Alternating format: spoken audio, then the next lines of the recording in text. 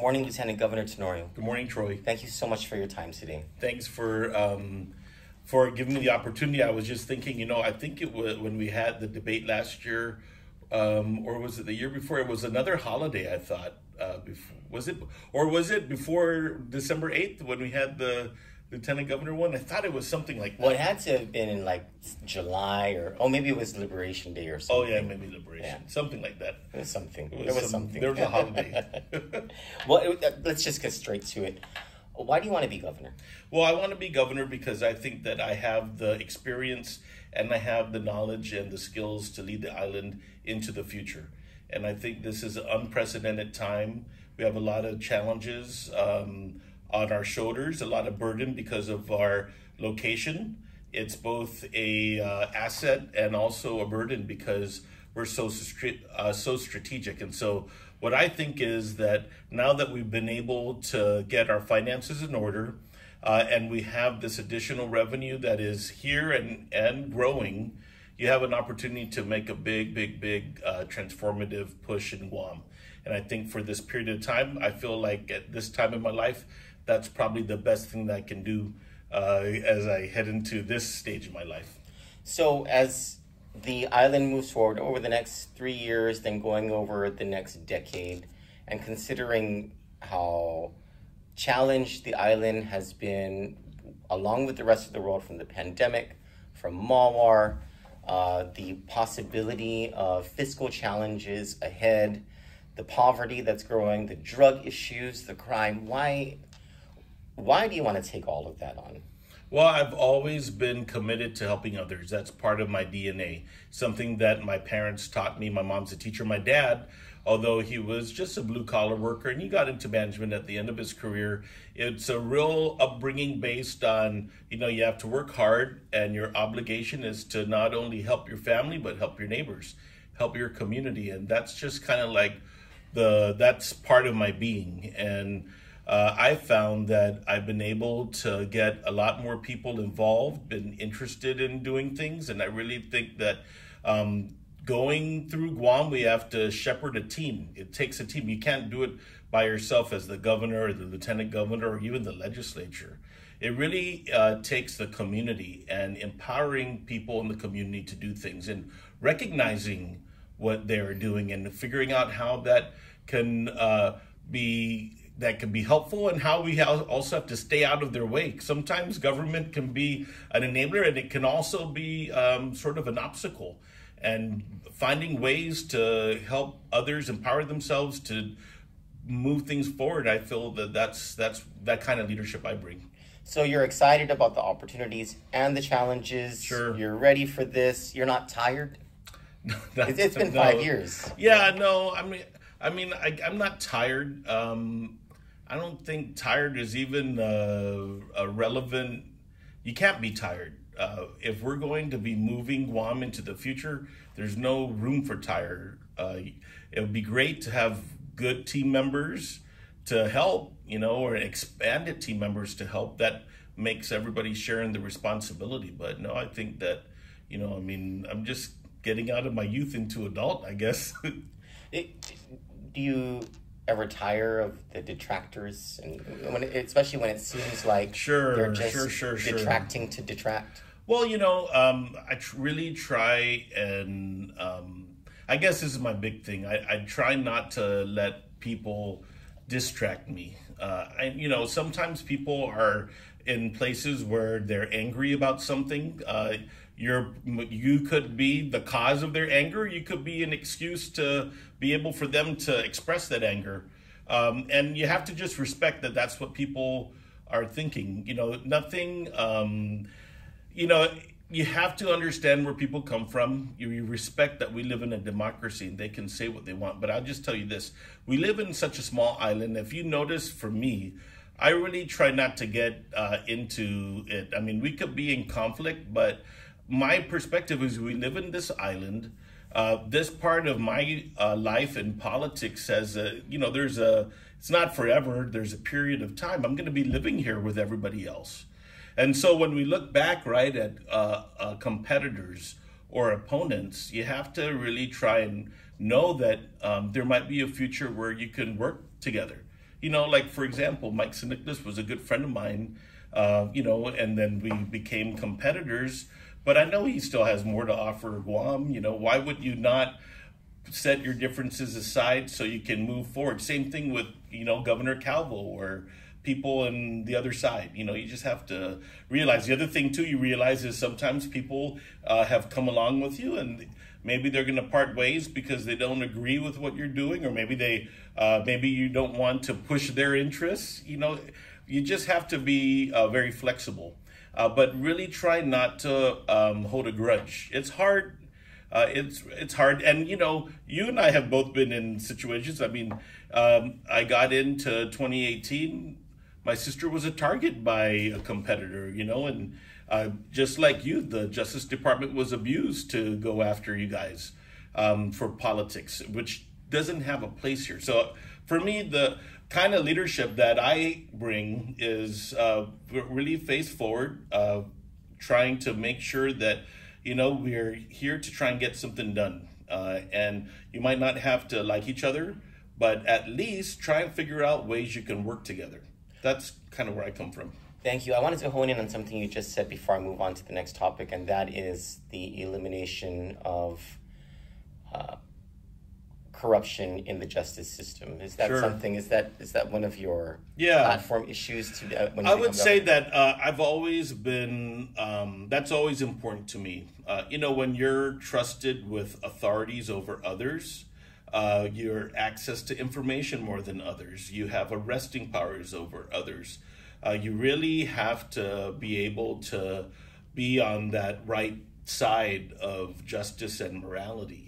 And if you're impugned or you make a mistake, or even worse, if you corrupt it, then you have to be held to a higher standard. I think that I would say the vast majority of people in the justice system are very, very good people. I think some could be self-righteous, and there needs to be a balance. That's why you have procedures. That's why you evolve policies. That's why fairness is so important. But there are some that have turned to a dark side. And for those, there has to be an adequate system to identify them and swiftly get them out. I think one of the problems that we have in the whole government system, and this is just not in Guam, but in government, sometimes, we have to balance the due process, right? People are innocent until proven guilty. You have to be able to give them that benefit of the doubt. But for law enforcement officers, if there are signs that there are problems, then there has to be expedited ways to handle that. That's kind of where I'm at on that. Thank you. Let's move on to the next topic. A running mate. Is Dennis Rodriguez the man you're considering to be your running mate? Well, he certainly is one of the people I'm considering. I haven't made a final decision on a running mate. Of course, Dennis Rodriguez and I, we ran against each other in 2018. Of course, he was running for a higher office, but we've always been friends. I've always respected what he brings to the table, right? Which is a real commitment and passion to attacking poverty, to bring access to healthcare for populations that don't have that access, right? I mean, he has a focus that, irrespective of politics, that's authentic. But I've been talking to a bunch of other people, getting advice from Governor Gutierrez, Governor Leon Guerrero, and a lot of people. There's a lot of talent out there. I have some people that are telling me, your team was able to break the glass ceiling. You have to run with a woman. That's something that of course I'm considering. I'm listening. There's other people that are saying that, you need to be open-minded. Maybe you have somebody that's competing with you that you might have to form a team with, and be open. And so I feel that the number one thing is, of course, next year, this coming year is an election year. It's not my election year. It's a legislative election, mayoral election. There are people in the legislature that are wanting to run, including in my party, that are wanting to run for governor, lieutenant governor, and we'll take a look and see how they perform and what the people want. But I think that I'm going to be maintaining dialogues with people that I feel are talented, no matter what, to join the campaign. in whatever capacity, and it could be that somebody that's within the campaign or somebody that I'm competing with could wind up on the ticket. But this is the most important thing to me in choosing a running mate. I want to make sure that I can trust them, that we can be teammates. There's so much to do on the island that you need a self-starter, somebody that that our values are aligned, somebody that is willing to withstand scrutiny, that's also willing to rise above the detractors, and have the fortitude to navigate on some of the nastiness that comes with this, but just focused on getting the job done. And I could tell you that I know that there's a bunch of people that fit that mold, but I'm still open about it. Before I ask you who some of these people are, who you've either considered or people have suggested to you to choose them as running mates, or even people who have come up to you and asked to be your running mate, I want to go back to Rodriguez and what you said about the focus that he has, and I'm wondering if that focus in his drive against poverty and for the underserved matches some of the more salient points of your platform and what you want to do when you become governor. So I really feel that the top issue is poverty for us, which means that it's economic opportunity for higher paying jobs, and also valuing people for as individuals, and not writing people off. There are problems in the community, very complicated. And so I was able to, as you know, I'm real entrenched right now in homelessness and in recovery. Those are two things that have been, on the recovery side, I would say the last 10 years I've been doing a lot of heavy lifting on recovery, because I do believe that there's opportunities, especially for the juveniles, to skill them to lead them out of and into a life of recovery. When you're talking about recovery, you mean addiction? Absolutely, recovery from addiction and living a life in recovery, and recognizing that a lot of people that are in recovery have a lifelong challenge ahead of them.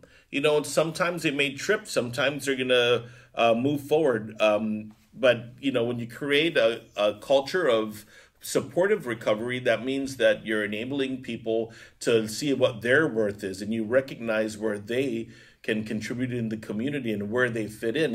And at the basis of recovery is family reunification, because when you see the situation in the families, a lot of it, some of the division is caused by, unfortunately, the substance abuse issue, right? Combined with the mental health diagnosis, we're really, really having a difficult thing. So for sure, I would say that that is so important, because it's a 30-year, more than 30 years, we've been dealing with the methamphetamine problem on Guam. And it is a lot, but I'll tell you that you do it in different ways to try and increase where we are. Where we are right now with, the number of beds for inpatient treatment, the number of supports we have for families, we're really still developing. We're not at a resilient,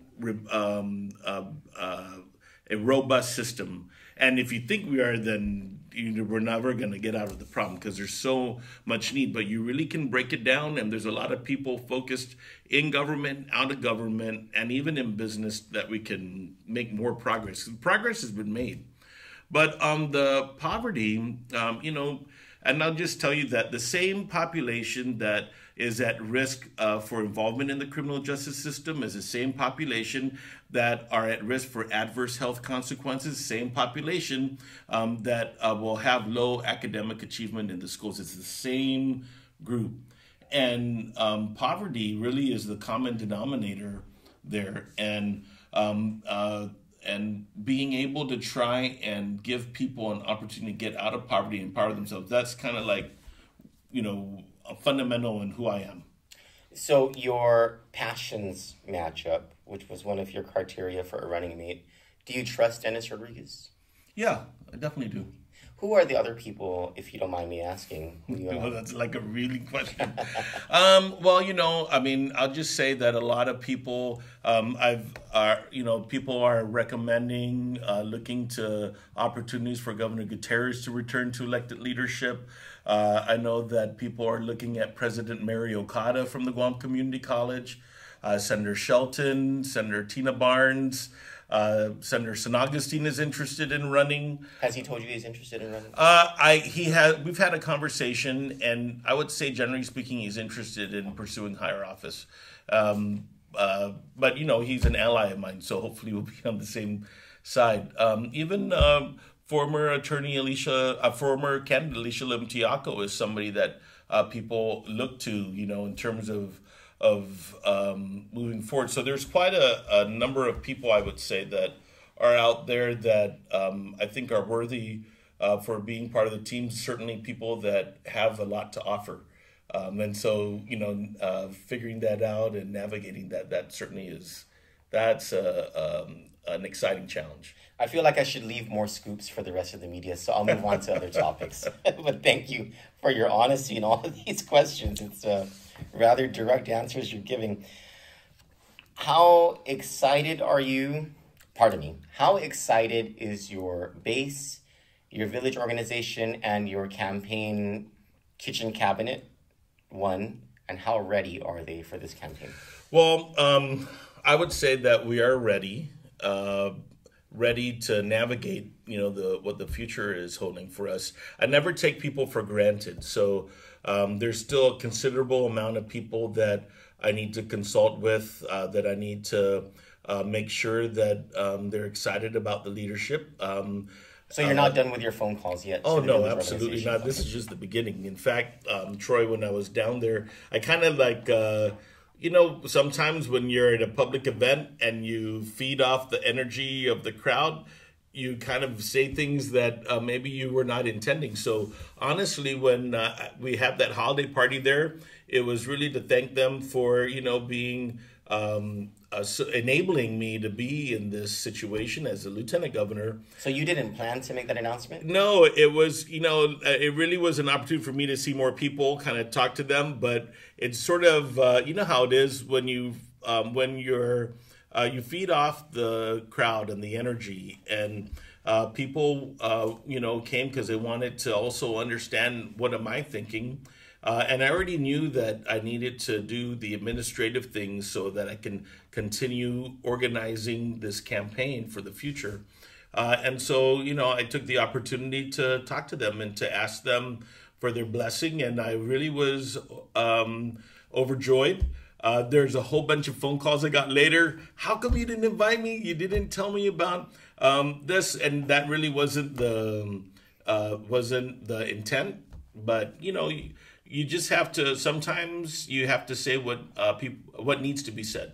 So I don't know if you wanted to look straight into the camera and let your supporters know that you'll be giving them a call and just to bear with them. Well, to everybody, of course, there's a whole lot of people, including people in my within my extended family, a lot of people that I've grown up with, I've worked with in the past, people that have enabled me to be in this situation. I just want to let you know that I'm looking forward to seeing all of you as time goes on. I'm running for governor. I promise you that I'm really going to select the best possible teammate to move our island forward, but really looking forward to hearing what you have to say, making sure that I meet up to your expectations for my current job, but letting you know that you should have every trust and confidence that not only that I can deliver a win for you, but that good things are in store for the people of Guam that I'm going to help enable.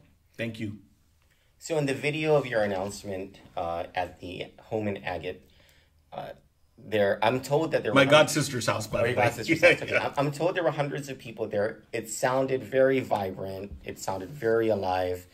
And I'm curious because I'm certain that some, if not most of the people who were there are struggling and are themselves, living in poverty. Their excitement for you, I'm sure you've had this conversation with them. You're a very smart man, and Governor Leon Guerrero is a very smart woman. this conversation about the economic situation of the island, what do they tell you? What do they say to you about that? Because obviously they're not blaming you for it. How do they put this issue to you? Well, people are looking to have support so they can live on Guam and live a good life, right? They want to improve the quality of life. So, one big frustrating area is the schools, right? It's kind of like I'm being blamed for the schools. I'm not in charge of the schools. I invested in the success of the schools. What do I need to do to, give them the supports? This is very frustrating because, the people elect a board, right? And so these people, they see that difference. No, some people don't, Okay. and they're like, man, Lieutenant Governor, can you come into the school? I've had teachers and principals say, this is what I need. I'm always, sometimes at other levels we offer assistance. There's a pathway. We activated resources for them to, improve their lot. And sometimes things go in circle and it's very frustrating. So for me, right, I think that even though they have a different legal authority, we all have to be vested in their success, but we also have to hold them accountable and make sure that we provide resources. And I'm always trying to figure out what I need to shift in to help them, get their school, speed up their repairs. What are the staff supports? When we offered and we paved the way and started raising salaries by focusing on educators, that was our legal authority that we could do to try and lift things up. But we have a facilities issue, like a legacy issue that things need to change somehow. The legislature has more direct oversight over the school system than us, but if we need to figure out a new way because it's not working. That's something I hear, and it's one of those frustrating things that clearly people are not happy. There needs to be a new path forward. I'm not sure what that path forward is yet. I'm not saying that we should assert our control or anything, but something's got to change, including the amount of resources and who is empowered to spend those resources or direct the resources for the schools to be at the place where people expect, right? That's one thing. Second thing is people are concerned about housing. And I spend a considerable amount of time trying to understand how we can enable people to have more housing security. There's all sorts of things that happen behind the scenes, trying to get federal funding to put wastewater and sewer systems so that people can build, and also trying to mitigate how, especially the Chamorro Land Trust, they can't mortgage their property to get a loan. There has to be different ways. Those are like legacy issues that you can make progress, but it maybe requires a paradigm shift. Are you willing to make that paradigm shift when you become governor? For which issue? Especially for Chamorro Land Trust. Chamorro Land Trust, there has to be, but the legislature needs to be part of it because they're controlling the statute. For me, I'll just tell you this. I'm trying to get abandoned vehicles off the island, and I see an agricultural lot with 50 abandoned vehicles on it. To me, they should be disqualified. There are other people that probably could be better stewards of that property, and they need to be able to enforce those. I think, yes, for sure, that's where I'm at. But there's also ways that you can use the partnership with the military in order to get things done. So when we talk about making the power underground, and even working with DOD so we can underground between military facilities, that allows us to utilize what's in between to lift everybody up. Military is an important partner, and we don't control what they're doing on Guam, but you need to be a partner of them so you can understand and try and figure out how you can mitigate the impact, but improve the people's quality of life. So we have a lot of people that hate the military, quite frankly, and that's their right, I guess. But if you want to be productive for the people of Guam, then you need to be able to forge a partnership. And by the way, we've been invaded before. For me, when I took my oath of office, I need to make sure that we do whatever we can to make sure the people of Guam are safe also. And that means you have to establish a partnership with them too, and figure out how the people can increase their economic livelihoods as well. So, making sure that the base jobs are going to go to locals. That's a big thing to lift people up. Making sure that we can have apprenticeship programs, especially now on ship repair. Remember, when we were growing up, our parents they were part of that generation that benefited from that. And then also now embracing technology and going in to the school system, providing STEM opportunities. That's where I've been doing. I have a STEM program called Starbase. There's all sorts of things on the academic front, right, that you do to try and kind of move things forward. But that's sort of like how I see when people talk to me. I'm thinking about what are the economic opportunities for them to have better paying jobs, but also what can I do to make the infrastructure more affordable and reliable for them to be able to stay on Guam, and for us to open the door for people that we have lost to bring them back to the island, because the opportunity is here. And this is not even with the expanded or the return of full tourism, which is our other part that we focus in on. But at essence, right? There's a lot of when I talk about poverty and I talk about kids living in homes where there's rampant substance abuse, where there's these kids are victims of a whole bunch of things. There are ways that you can help them, especially those getting in the juvenile justice system, and give them a path out so they can avoid and improve themselves. So essentially what you're saying is that when you talk to many of these people who are excited about your campaign and excited about the work that you're doing now, they trust you and they trust that you have some pathway for them. Would that be accurate? I would say, but that they know that I understand what's going on. Okay. We're not living in when you and I talk about poverty, right? There are places in the island where people don't have reliable running water, and that's wrong. A lot of Jigo. And I would say the silver lining, the only silver lining the typhoon gives us is additional opportunities and additional pathways to get funds we wouldn't have otherwise been able to get to try and solve that. That's really a lot of stuff going on that front. So my next topic isn't, and it's basically because the past few years have just been so different from any other administration. And what I'm saying is that there was a pandemic.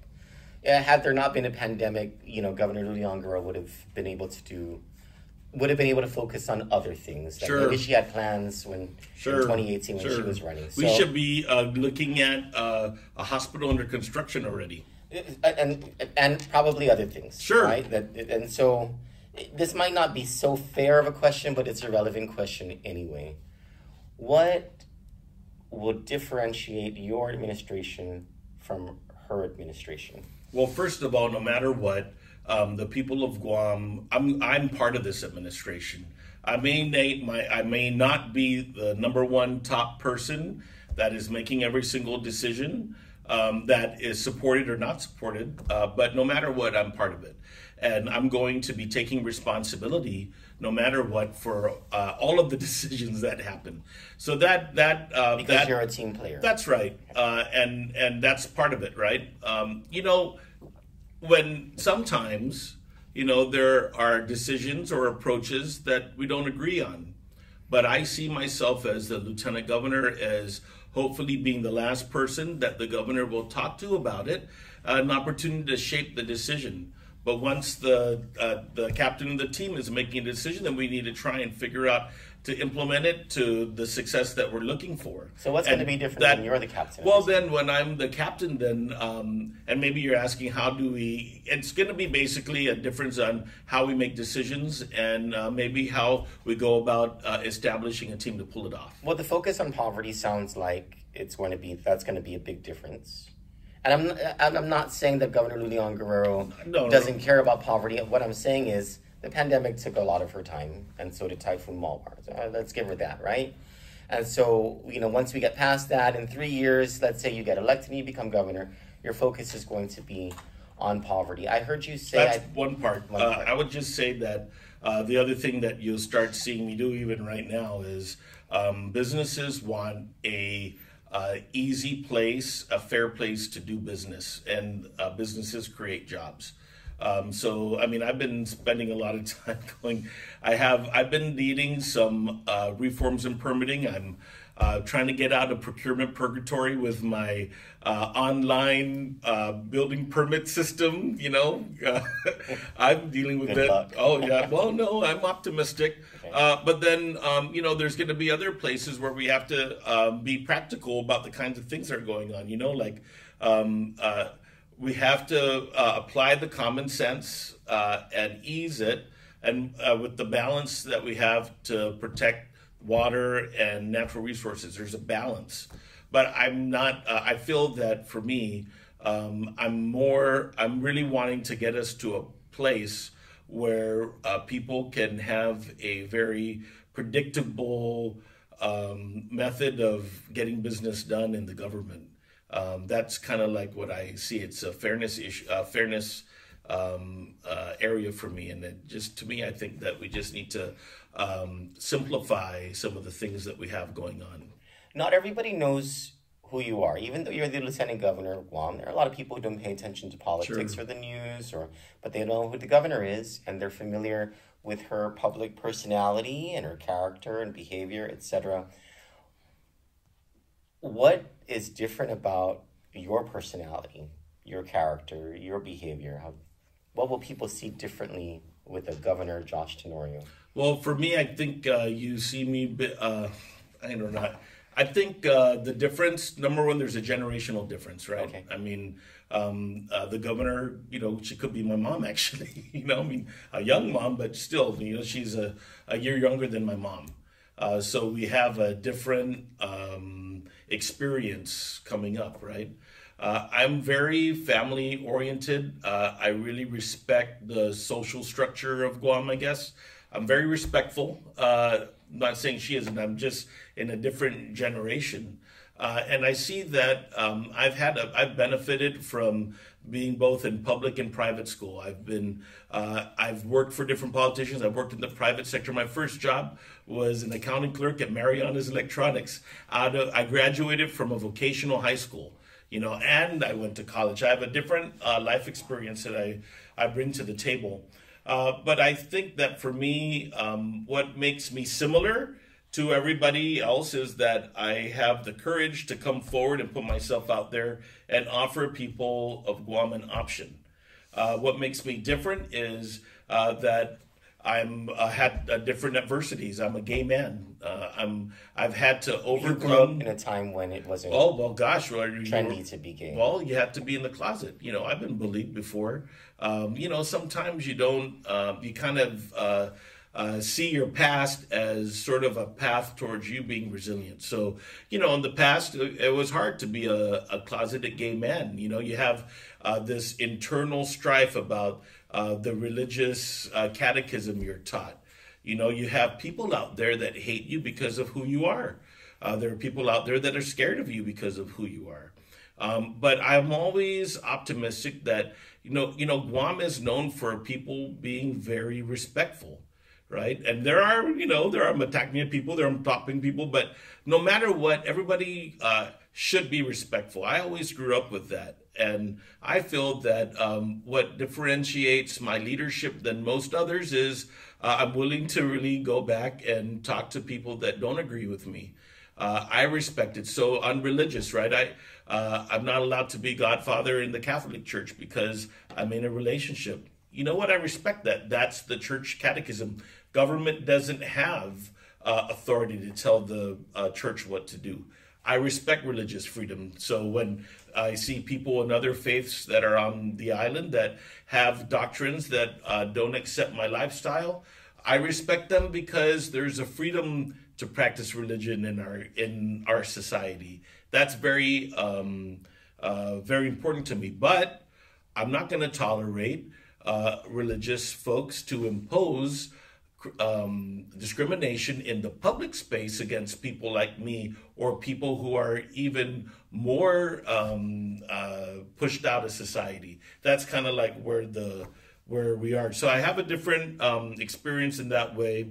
I've been a student of the island for a long time. I like history. I'm very conscious about the responsibility that I'm taking. I'm not independently wealthy. Some people think that elections, you can just buy elections. I don't think that way. You need to be able to, of course, have a very good funded campaign. I'll have that. But I'm not one of these, I'm not from the ruling elite.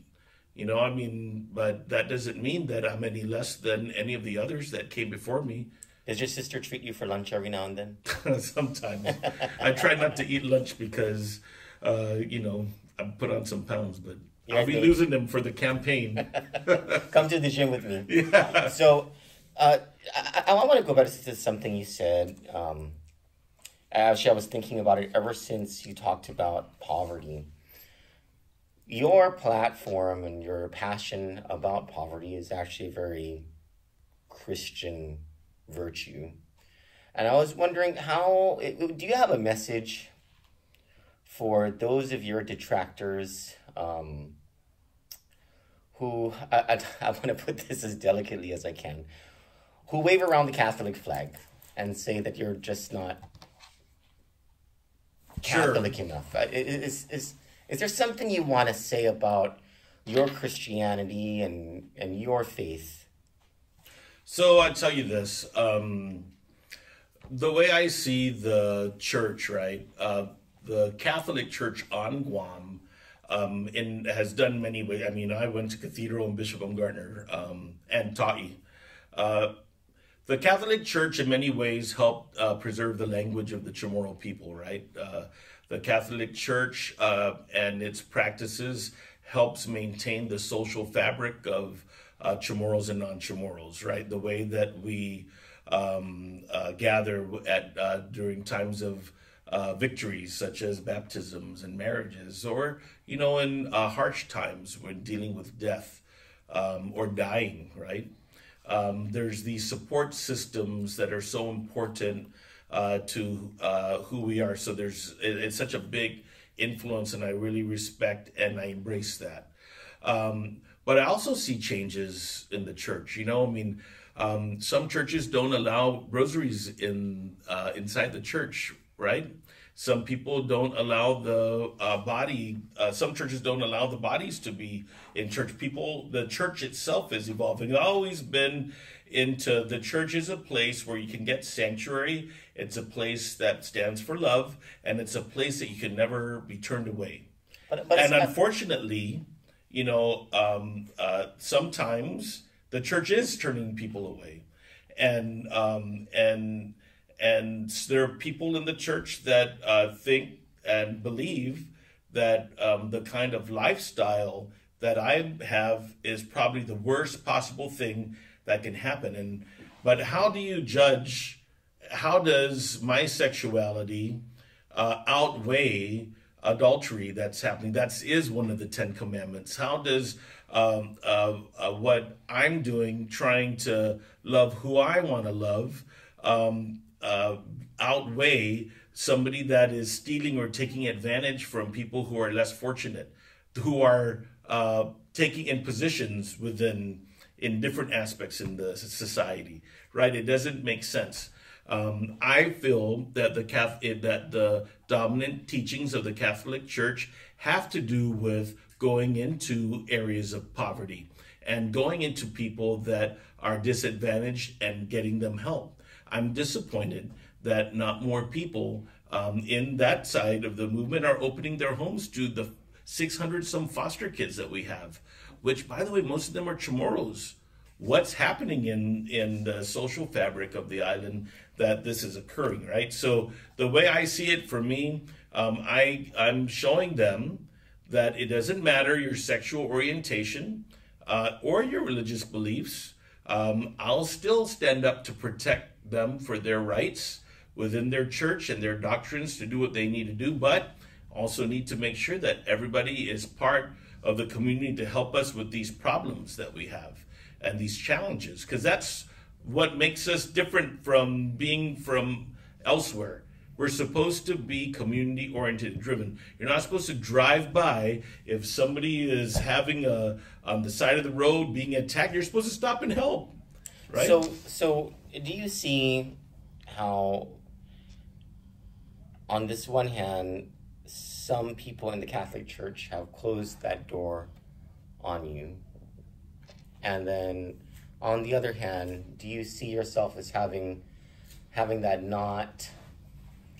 You're undaunted by that, and you haven't walked away from Christian values. There's just something so striking about your passion for poverty.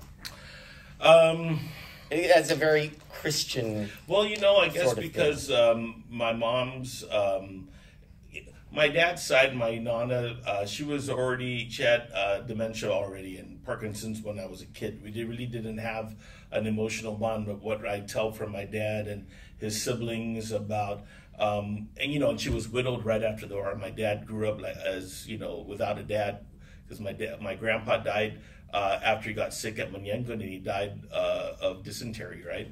My mom's side was really, really involved in the church, in Manilao Church and the cathedral. My grandpa counted limosna for 40 years in the cathedral. The Aparons, are neighbors with them in Mighty. And so the way it's kind of like that was part of my upbringing. Catholic Charities Appeal. I have educators also on that side of my family. So they've always been involved in the community. So this right? has just always been something that's been part of it's you. like that's how I was raised. My mom was raised by her nana. I knew how to understand Chamorro at a young age because my nana, she didn't speak English, only Tang and 7-Up. Those are the two things that. So I have a different. I guess not a different, but I had a refined connection with that. That was part of the culture that we were in. And I think that really it's my dad's side also. My mom's side, they're the teachers and they're out in the community. My dad's side, they were poor. They came out of poverty. Just imagine right after wartime Guam, your dad dies, your oldest sisters, the oldest sister didn't finish school so that she can work for everybody. Their experience in Menengan is that, that they're having as children, my dad was an infant, but his older sister's seeing bodies in the river, right? He lived in Jotnya to be close to his dad's family, to get to know them, right? That's where my Tenorios are from, in Jotnya and Sinanya. But, so it's kind of like we would go to the ranch. My dad, we know what to do in a storm event and live off the land because that's what they grew up with. So I have that ingrained in I guess who I am. I come from a small family in my nuclear family, and I benefited from seeing that. And my dad was such a hard worker, and I was only 20 when he died, and those are just part of me. That's inherently part of me. Thank you for your honesty with all these questions. Just two more topics. Sure. One is, let's say you have a primary opponent and you win the primary election, you go on to the general election, and you're facing most likely a Republican challenger who makes the 2026 election a referendum on the Leon Guerrero Tenorio administration. Tell us right now, at this moment in time, and there's still 3 more years to go, yeah, there are. Right? What are the strengths you're able to brag about in a debate with your Republican opponent 3 years from now? And then tell us about some of the weaknesses you know that you need to shore up over the next 3 years. So I think where we need to shore up is we are running out of time getting the hospital built, getting Simon Sanchez into construction phase, and making sure that we in Gov Guam side do everything we can to enable the repairs of those schools and the resilience of the infrastructure. Those areas are things that are impacting people's livelihoods, right? The overriding one, of course, is making sure people can make enough money to live in this island where the cost of living has increased because of all of the external stuff happening, right? Those are things, those are challenges that I feel that are in front of us that I definitely am going to be graded on my part in resolving or improving them. On the other side, the areas where I feel there's undoubted strength is on the fiscal side of the house. Moving past being in a deficit, having money for the legislature to respond to individuals and businesses when they feel vulnerable, to giving the relief at the gas tank or at the home front because of the escalating prices of power, right? That having that strength and the ability to have money go in there is something that's unprecedented.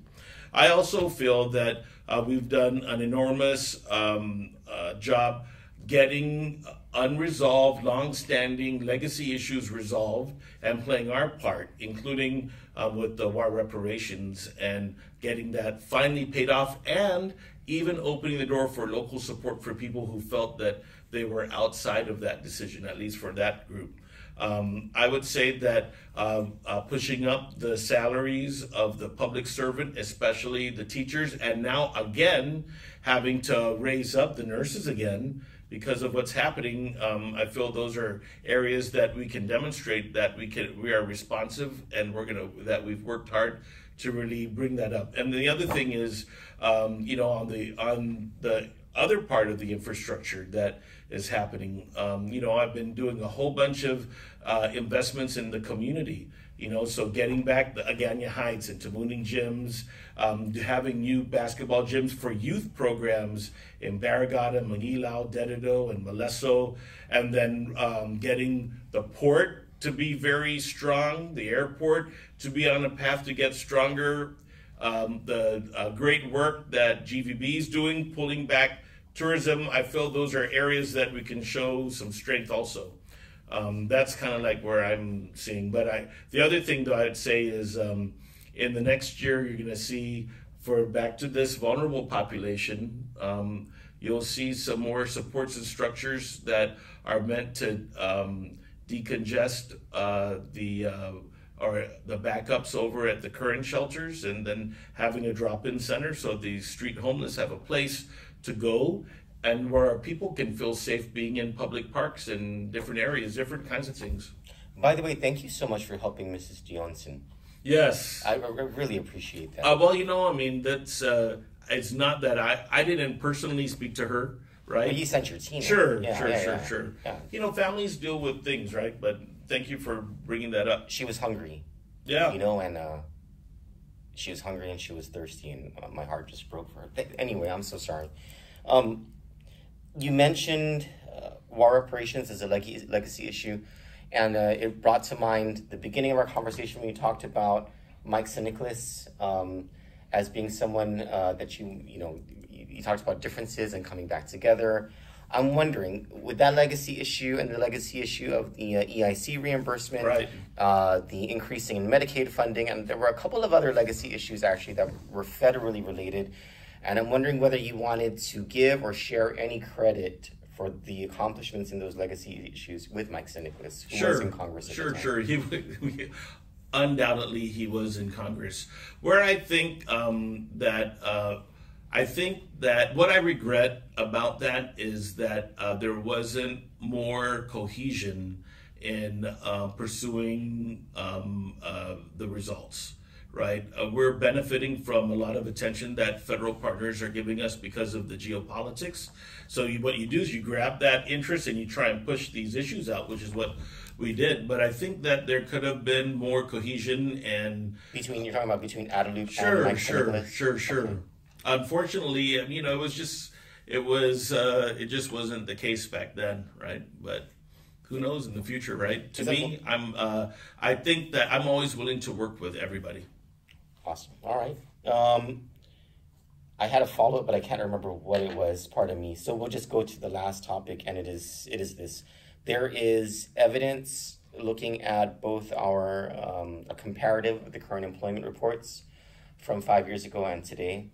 and a comparative of the Guam Department of Education student enrollment reports from 5 years ago and today, that somewhere in the ballpark of 7,000 people have left Guam over the past 5 years, mainly during the time of the pandemic.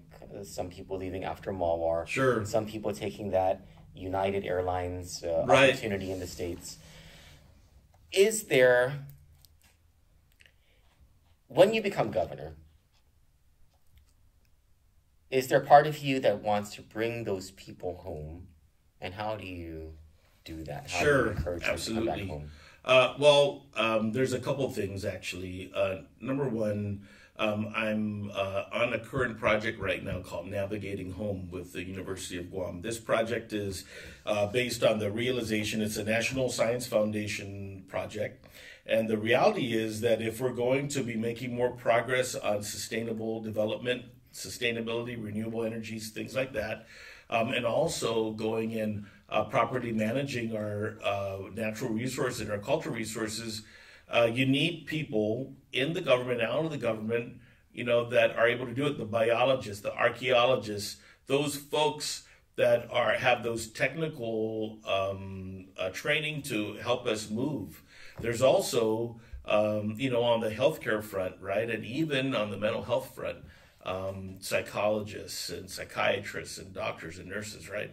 All sorts of folks. There's so many people that we know in the diaspora that have those skills. And the project Navigating Home over the next couple of years will be creating pathways for those in the sciences to come back into paid internships. And I'm working on fast tracking their movement into Gov Guam's workforce for those areas that were at risk, right? This includes social workers. Absolutely, social workers. It's social workers. There's also I want to talk about that because so that's one front. On the social work and healthcare front, we established a focus area on this, and we're getting some help with Health and Human Services, figuring out all those ways that we bring those people back, right? Key issue is housing and the cost of housing.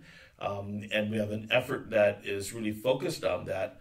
But the second part of it is really having a way that we can identify and register and get people in touch with the government. And technology is at the center of it. I'm working on finalizing sort of, I wouldn't call it an enterprise, but I call it sort of a convening. And I've been consulting some people, but I'm asked the governor to establish a method in which we are able to convene all of the different Guam diaspora clubs around the country. And that purpose of that is to help high functioning. I'll have a portal that landowners and homeowners and people that are in the States that have the ties on Guam will be able to increase their interface, but it's also a method of identifying the talent. Even on the missile defense, right? There are Chamorros in the Army and the Air Force that are in Missile Defense Agency, or Guamanians, I should say, that have these expertise, right, to come in and operate. Even on the economic front, there are people that are in the hospitality industry elsewhere, and of course at the basis medical industry. And I would like to find a pathway to come here for sure. I think the economic opportunity is here. It is here, and we're hearing some anecdotally some of the returns of the folks that went off island, but the reality is a lot of people left the workforce after the pandemic. That's why United's been out here. They can't find people in the States to take the jobs. They're expanding Denver base. Access to empower themselves is so critical, including on the healthcare front. And I think that, getting the Medicaid problem resolved and us moving in to, I think, help businesses incentivize why they should give them benefits as part of it. You're getting health insurance and health coverage in the States and you can't get it here, there's a problem. That's a big area that I think that we can do a lot more in. I want to do a round of fun, though uncomfortable questions. Oh, gosh. Yeah, okay. Make sure they're G-rated. They are they're completely G-rated. Who's your favorite mayor? Oh, God, Robert Hoffman. What is your... I like Ben Tyler, don't get me wrong, but it's just that Robert Hoffman, I saw him since he was Michael Jackson playing, you know, I'm like a big brother to him. What's your favorite government of Guam agency? Oh, gosh, my favorite Guam agency? I don't have one. All right, which agency, in your estimation, has performed the best in the past 5 years? Gosh, the best in the... No comment.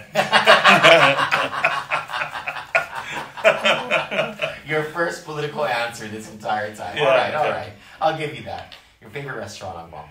Oh, gosh, my favorite restaurant on Guam? It changes all the time. Right now, then. Right now, I would say the restaurant I've been going to a lot these days is Kai. Okay. Yeah. Your favorite mom and pop store? My favorite mom and pop store, I would say, I would say it's Tovis in Talafofo. Okay. Of course, I live down there. They have really good pickled everything. Oh, that's the yeah. They have the pickled papaya. They do have. And it's hot. It is. Yeah. It is. Oh, I like that place too. Yeah. Gotta get down there. Your Diet Pepsi, Diet Coke, or Coke? Oh, no offense to the Cowboys, but Diet Coke. And now, so I needed to butter you up because this is the part where I ask, and I didn't put this in the list of topics that I sent over because I wanted to get your honest response to this, and without any preparation whatsoever, right? Okay. So you have your supporters, and they're excited for you. This administration also has its detractors. Sure. And the complaints they have are the gamut of, the controls during the pandemic to allegations of cronyism, to, believe it or not, financial mismanagement. They don't want the hospital built at wherever, and they want it here. Runs the gamut, right? Could you speak directly to your current detractors and give them a message about why it is they should consider supporting you for governor? Well, I guess to everybody on Guam, I'd just say that what I'd like is for you to give me a chance, take a look a bit more deeper into who I am, into what I'm about, and really take a look and see what I've done throughout my career. I didn't run in the legislature. I've been involved in politics, but I wasn't a politician until I got elected in 2018. I guess the way I'd say it is I live on Guam just like you. I'm going to do everything I can to improve how things are in Guam. And even though you don't like me or you may not like me, but that doesn't mean we can't work together. And if I'm successful or if I'm not, we see each other. At least we should respect each other.